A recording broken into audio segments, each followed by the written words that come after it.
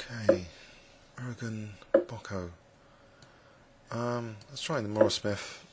I think it usually does alright. Aha! He's accepting the gambit. Dangerous game, accepting gambits on Blitz.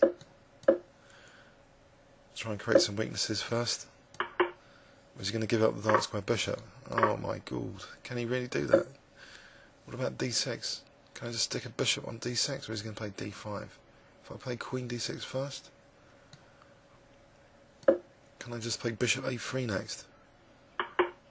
Bishop a3, make sure d6 pawn, d pawn's not going to move.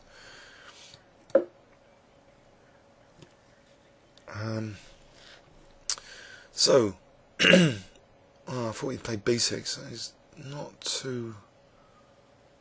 Alright, e5 is knight f5. Can I switch a rook into the attack if I play rook d3?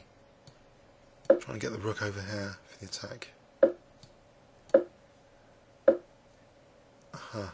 Right, if I put this other rook here, let's try and discourage bishop b7.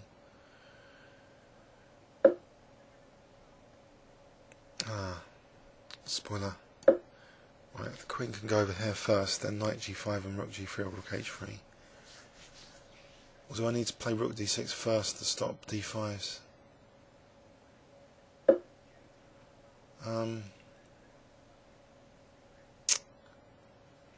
There's nothing tactical here, is there? Like rook d6 and bishop d6.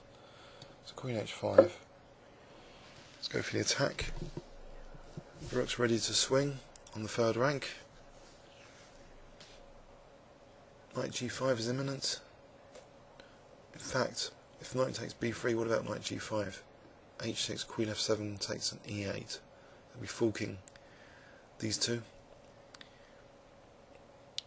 Sticking a fork in it, attacking 2 bits at the same time. Knight g5. Okay. Knight g5 here, probably a bit riskier. hg, rook h3. Knight g6. That works. Rook h.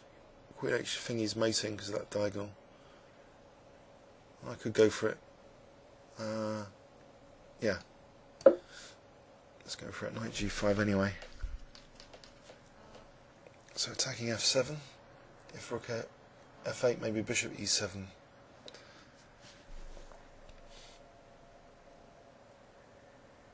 This is dangerous for black. On the gambit consequence, there's just a lot of pressure. Difficult to find accurate defences in Blitz. If knight g6, oh, okay, let's go for this. There's queen e8, queen e8 here. Catching up to the details position. Queen takes e8. I don't need this. Let's mate. That was quick. That's 3 in a row this afternoon.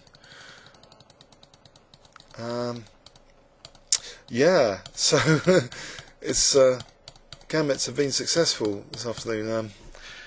Yeah, for quick wins. Please leave any comments or questions on YouTube. Thanks very much.